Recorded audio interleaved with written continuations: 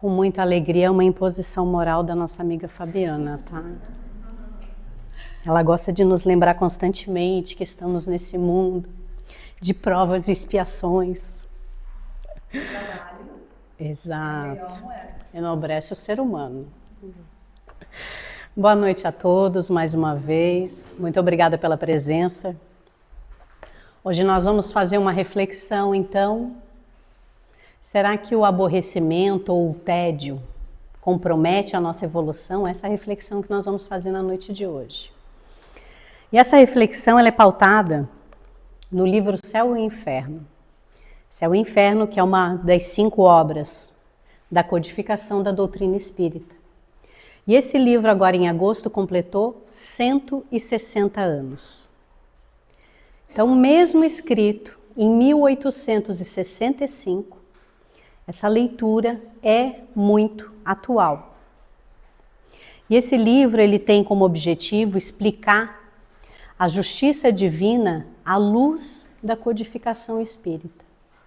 Então ele nos apresenta algumas questões muito importantes, como por exemplo, reforça esse conhecimento sobre a imortalidade do espírito e a condição na qual a gente vai chegar no plano espiritual. E tudo isso fruto, de fato, das consequências dos nossos atos. Então esse livro ele é dividido em 2 partes. Essa primeira parte, ela traz, na verdade, um contexto mais doutrinário. Inclusive nos apresenta uma comparação das doutrinas religiosas sobre a vida após a morte. Ele também traz muitos temas complexos, muitos temas problemáticos do nosso dia a dia, que só a imortalidade da alma e só a reencarnação consegue então nos explicar de maneira mais satisfatória. Ele traz também temas como céu, inferno, anjos, demônios. Então essa é a primeira parte desse livro. Na segunda parte, ele é o resultado de um trabalho de 23 médiuns e mais ou menos 83 espíritos desencarnados. Então, na segunda parte, ele traz uma gama de manifestações mediúnicas. Então, nós vamos ter aqui depoimentos de espíritos endurecidos, que vai ser um deles que nós vamos conversar hoje. Vamos trazer aqui espíritos suicidas, espíritos felizes, sofredores, criminosos arrependidos. Então esse livro nos traz um olhar diferenciado sobre a situação da nossa vida, né? A situação do espírito após a morte e com essa passagem para o plano espiritual.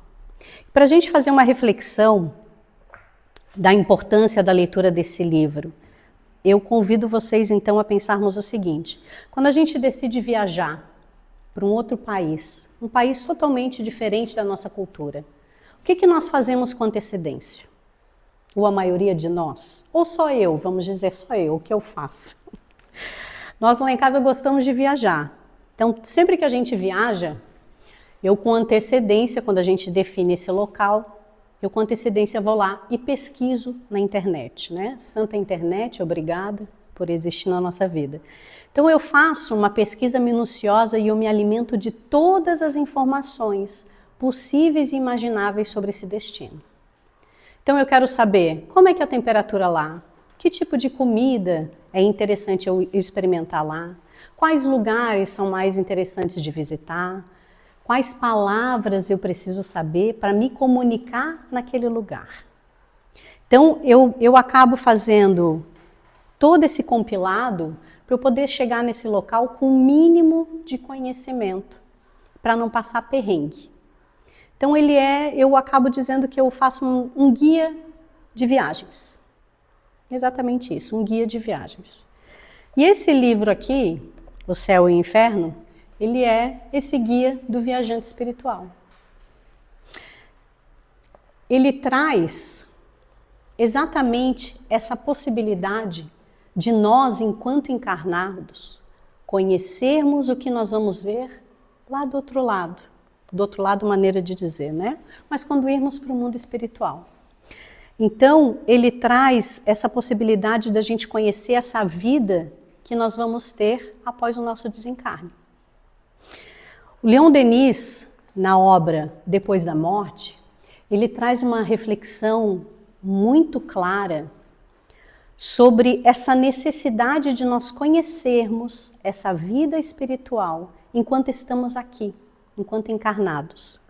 E aí o Leon Denis, ele fala assim, que o conhecimento do futuro espiritual, o estudo das leis que presidem a desencarnação, é de grande importância como preparativos à morte, que podem suavizar os nossos últimos momentos e proporcionarmos fácil desprendimento, permitindo mais depressa nos reconhecermos no mundo novo que se nos desvenda.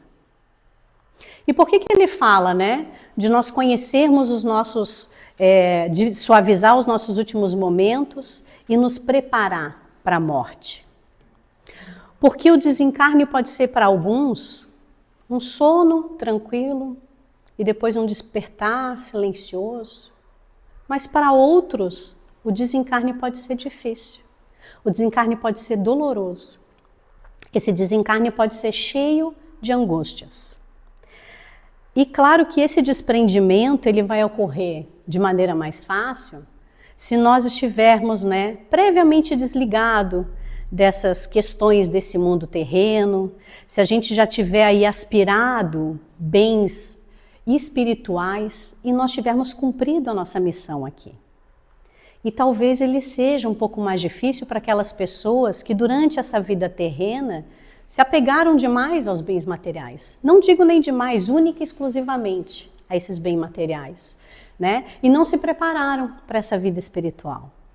Então, esse espírito ele pode ter um desprendimento um pouco mais difícil, inclusive sentir aquela agonia prolongada do espírito. Por quê? Porque ele vai estar muito preso a essa terra. Então, esse é o ponto fundamental para nós compreendermos a importância da leitura desse livro. E eu confesso que há um pouco mais de 10 anos eu tentei ler esse livro. Comecei, na verdade, e eu parei. Não consegui dar sequência. Porque eu lembro de ter pensado assim, credo, eu não quero saber sobre a morte agora. Depois a gente vê o que faz, né? E eu fiquei alguns anos sem conseguir ler. E depois, com o estudo na casa, com a maturidade, eu consegui compreender que assim, eu quero sim viver o melhor possível que eu puder aqui na Terra. Quero aprender e desenvolver tudo que eu puder enquanto eu estiver aqui. Mas eu quero estar muito bem preparada quando for a minha hora. Porque tem uma coisa que eu acho que é a única verdade que todas as religiões têm em comum. Todos vamos morrer. Essa é a única verdade. Claro que muitos distinguem, né, a forma e o porquê, mas é uma verdade única. Todos iremos morrer. Então, se nós nos preparamos para viajar para um outro país, que tem uma outra cultura, nós vamos passar ali 7, 15 dias no máximo, né? Proletariado, pelo menos, que só tem isso de férias. Por que nós não iríamos nos preparar para uma viagem tão importante como é ir para o lado espiritual? Ir para esse plano espiritual e por um tempo muito maior do que 15 dias. Então, esse é um convite para todos iniciarem a leitura desse livro, O Céu e o Inferno, que, como foi dito, é uma dessas 5 obras básicas da doutrina espírita. E hoje, especificamente, nós vamos falar sobre a segunda parte, essa parte que tem manifestações mediúnicas.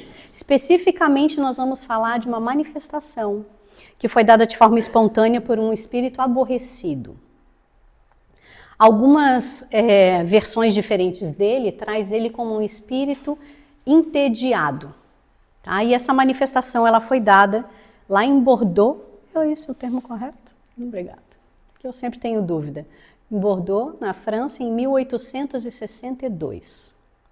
Então eu vou trazer alguns trechos desse diálogo para a gente começar a compreender o que esse espírito trouxe de informações para a gente. Então, começa assim, essa manifestação ela veio de forma espontânea E esse espírito veio e pediu preces. Então o médium questionou por que ele estava pedindo preces e há quanto tempo ele estava nessa situação. Então o espírito veio e disse que ele estava pedindo preces porque ele estava cansado de vagar sem objetivo. E ele estava nessa condição mais ou menos há 180 anos. 180 anos vagando sem objetivo. Então o médium continua a conversa com ele perguntando, né? O que ele fez? O que você fez na Terra enquanto encarnado? E o espírito respondeu, nada de bom. E o médium, continuando a conversa, lhe questiona qual era a posição dele entre os espíritos, para entender com quem o médium estava conversando. E o espírito disse que fazia parte da categoria de entediados. E aí o médium rebate e diz, olha, isso não é uma categoria, né? Segundo os nossos estudos kardecianos. E o espírito então lhe responde que no mundo espiritual tudo forma categoria entre eles. Que cada sensação encontra seus semelhantes e seus simpatizantes que se reúnem. Então eu vou parar esse trecho por aqui para a gente tentar analisar um pouquinho. Esse espírito veio de forma espontânea, pedindo prece, dizendo então que estava entediado, sufocado, né, por não conseguir fazer nada ou não ter nada para fazer. Mas esse tédio aqui não é por imposição da lei divina. Esse tédio é escolha própria. Porque esse mesmo espírito vem e nos fala que a última encarnação ele ficou da mesma forma. Nesse marasmo, nessa preguiça, nessa inatividade, sem fazer nada de bom. Então ele se encontra num estado de sofrimento prolongado na vida espiritual. E por isso ele pediu prece. E mesmo que o cômputo do tempo no plano espiritual seja diferente do plano terreno, ele ainda alega que ficou aí mais ou menos 180 anos desse jeito. Então depois desse período longo, né, a gente consegue, ele demonstra nesse diálogo que ele está cansado dessa vida, que nada o motiva e que por isso ele pediu preces para que ele tenha forças para reagir. E aí, como a Fabiana falou, a prece nos renova, a prece nos equilibra, a prece alivia as nossas aflições, diminui esse sentimento de sofrimento. Então, o primeiro ponto que é importante a gente analisar aqui e relembrar, né, é a importância da prece. Mas não apenas para os encarnados, principalmente para os desencarnados. Porque muitas vezes quando alguém comenta, fulano faleceu, independente de ser conhecido ou não, acredito que a maioria de nós, né, mas eu especificamente, quando tem informação que alguém faleceu, eu paro, faço uma oração, peço para Deus auxiliar nessa passagem, que Ele consiga fazer aquele descanso naquele momento, que depois Ele desperte, né, para essa nova vida. E eu esqueço de orar. Acabou. Essa é a minha oração para Ele. Então nós temos o hábito de esquecer que os desencarnados também precisam da nossa prece. E esse diálogo nos traz esse lembrete. Que talvez a nossa oração para Ele possa fazer Ele sair desse tédio, desse marasmo que ele não está conseguindo sair de forma espontânea. E o segundo ponto que eu chamo a atenção é aqui nesse item que ele fala que o grupo de entediados forma uma categoria. Por quê? Porque as sensações, os seus semelhantes e os seus simpatizantes se reúnem. E aqui é um cuidado que a gente precisa ter com os nossos pensamentos, com as nossas ações, oriundo daqueles nossos vícios, porque aqui, enquanto encarnados, a gente até consegue disfarçar aqueles desejos mais íntimos, obscuros, pesados. Quando nós estamos pensando mal para alguém, ou queremos o mal de alguém, e isso fica só aqui no meu pensamento, posso botar um sorrisão no rosto, ficar rindo aqui para vocês, e vocês não conseguem talvez imaginar o que eu estou pensando. Eu consigo disfarçar. Mas no plano espiritual, não. No plano espiritual, nós somos transparentes. Então, aquelas sensações, aquela avareza, aquela raiva, ela vai acabar fazendo com que os espíritos semelhantes fiquem próximos de nós. Então, da mesma forma como ele colocou aqui, essas sensações vão acabar atraindo espíritos afins. Então, de fato, ele está numa categoria de espíritos entediados, ou seja, rodeado de outros espíritos tão entediados quanto ou mais do que ele. Dando sequência nesse diálogo, o médium, então, deve ter percebido que esse espírito provavelmente não tirou a vida de ninguém, né? Então ele perguntou, bom, se tu não foi condenado ao sofrimento, por que tu ainda permanece ali do mesmo jeito? Por que você está tanto tempo sem progredir? E aí o espírito responde, porque eu estou condenado ao tédio. Porque o tédio entre eles é um sofrimento. E aí ele complementa, tudo que não é alegria é dor. E o médium continua, mas o que te ocasionou? O que te causa esse aborrecimento, esse tédio? E o espírito responde, consequência da existência. O tédio é filho da desocupação. E eu não soube empregar ao longo dos anos que passei na Terra, então eu sinto as consequências nesse planeta. O médium então continua essa conversa e pergunta, bom, vocês espíritos entediados, né, aborrecidos, vocês não conseguem parar, sair desse local, se libertar, né, cessar desse estado quando vocês querem? E o espírito diz que não, nem sempre eles conseguem, porque o tédio paralisa a vontade. E aí esse segundo trecho a gente tem que ver que esse tempo estacionário foi escolha dele. Foi consequência das escolhas que ele fez ao longo da vida dele. Provavelmente numa última encarnação jogada na lata do lixo, porque não fez nada. Então esse aborrecimento, esse tédio, que é visto como um sofrimento, como ele coloca, paralisa a vontade. Qual é o problema? Quando ele nos paralisa a vontade, nos impede de progredir, nos impede de se movimentar, de evoluir. E nós ficamos estacionados. É nítido que esse espírito está engessado nesse tédio. Ele não consegue ter força de vontade para sair desse lugar. E vejam que tanto no plano físico quanto no plano espiritual, uma pessoa fadada ao tédio, nada o anima, nada o tira do lugar. Ele acaba não tendo perspectiva de nada. E quando ele fala aqui que o que não é alegria é dor, a gente tem que ler a alegria como prazer. Então, a ausência do prazer gera aquele tédio e o tédio gera esse sofrimento. E o que provoca esse aborrecimento ou esse tédio nesse espírito?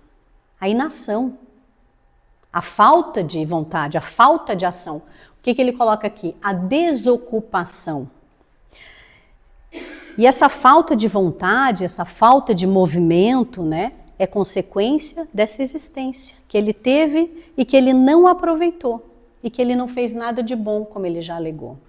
E nós sabemos que não basta não fazer o mal, nós temos que fazer o bem, porque senão nós teremos consequências. E hoje ele está preso nessa estagnação espiritual. E como ele não utilizou esse tempo, né, encarnado, então agora ele afirma que ele está sentindo essas consequências aonde? Lá no plano espiritual. E a importância dessa reflexão aqui, porque muitas vezes nós espíritas, mesmo cientes da vida após a vida, cientes da reencarnação, às vezes nós brincamos e dizemos assim, eu não vou me estressar com isso aqui, eu não vou perder meu tempo com isso, deixa que quando eu voltar numa outra vida eu resolvo isso. Como se nós zerássemos a vida e começássemos do zero. Mas a nossa reencarnação não é assim. Nós apenas temos o benefício do véu do esquecimento. Mas nós continuamos sendo os mesmos espíritos. Espíritos esses com as mesmas dificuldades há milhares e milhares de anos. E tudo isso faz a gente repensar o que vai pesar na nossa vida espiritual se nós mantermos a ociosidade que nós temos hoje, nessa vida terrena. E veja que o Espírito disse que não consegue se libertar desse aborrecimento, desse tédio. E isso também nos traz uma outra reflexão, desse cuidado que nós temos que ter com essa falta de perspectiva, com esse vazio que nós estamos sentindo, que nós vemos hoje, os nossos adolescentes, as nossas crianças, com essa falta de perspectiva do que fazer nesse plano, porque nós temos muitas distrações. E tudo isso nos traz esse vazio, essa falta de perspectiva. O próprio Espírito afirma, né? O tédio, a inutilidade, a ociosidade. A ociosidade, ela é proveniente da preguiça. E a preguiça é mãe da ignorância. Ou seja, só existe a ignorância pela preguiça. E aqui nós estamos falando de todo tipo de preguiça. Preguiça moral, preguiça intelectual, aquela preguiça viciosa que te corrói e te impede, nos paralisa e nos impede então de evoluir.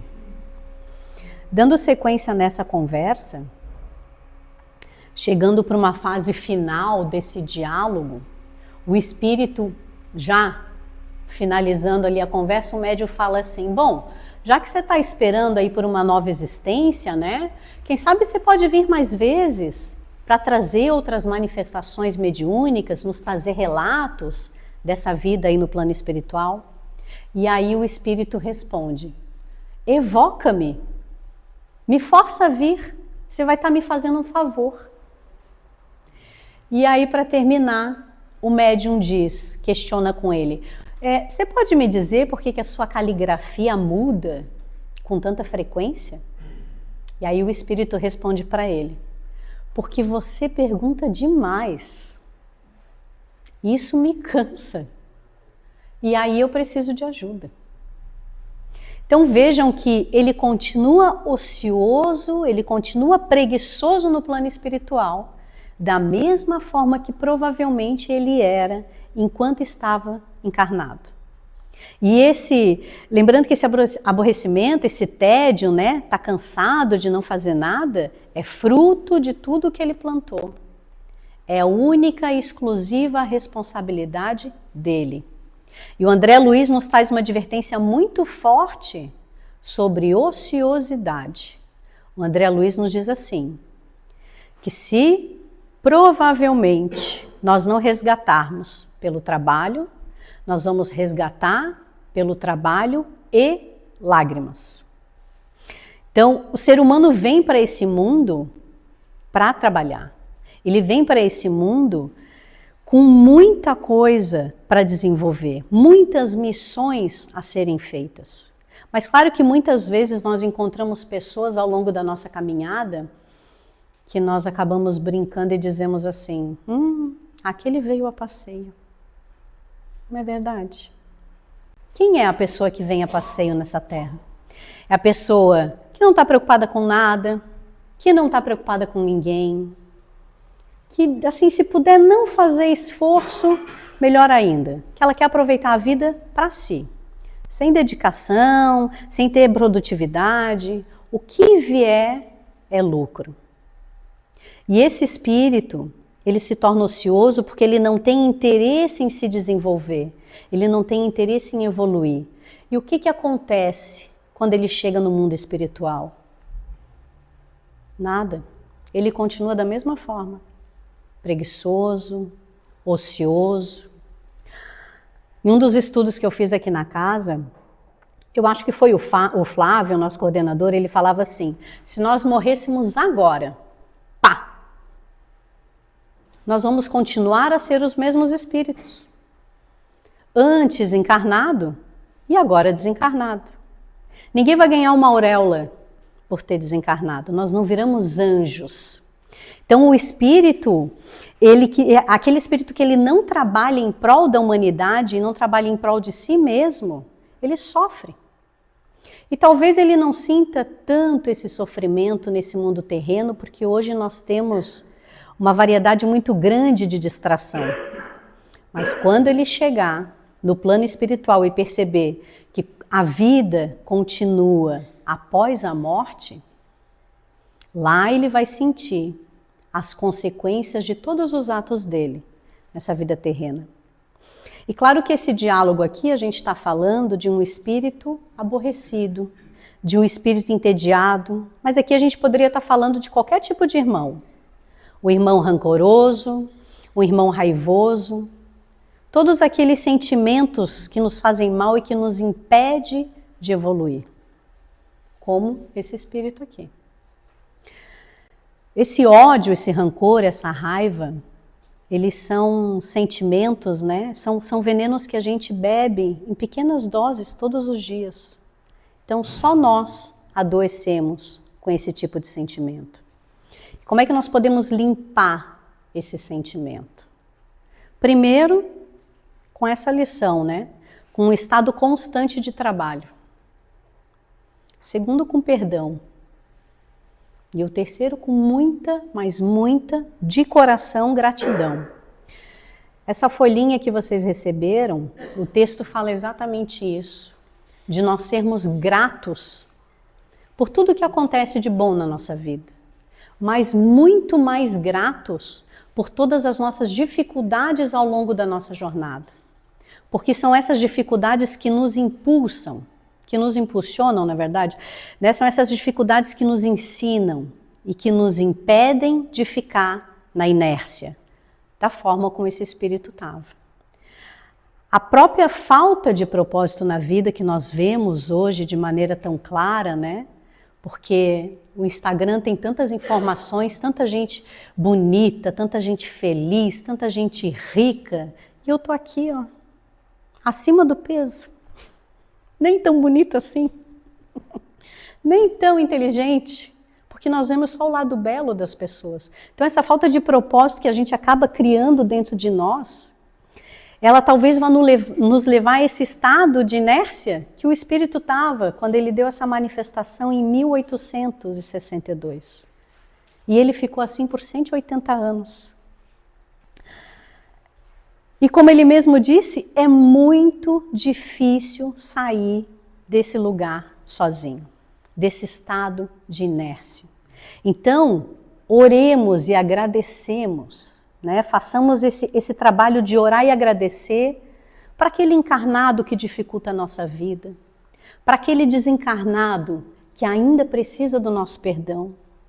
Orar e agradecer a Deus pela vida que nós temos, por todas as possibilidades que em todos os momentos nós temos de desenvolver e de nos evoluir, porque todos somos imperfeitos e a gente precisa dessa evolução moral.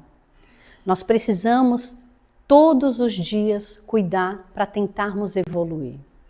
E da mesma forma que esse espírito desencarnado, há 180 anos, né, que nós sejamos capazes de, quando tivermos em dificuldade, nós pedirmos uma prece. Porque a prece é o que de fato pode ser o início que nos tire dessa inércia e que possa nos salvar e nos auxiliar nessa mudança de atitude. Então, eu agradeço a atenção de vocês e eu desejo que nós possamos levar para os nossos lares essa sementinha da importância e do uso adequado do nosso tempo aqui na Terra para essa reforma íntima que todos nós precisamos. Muito obrigada pela atenção.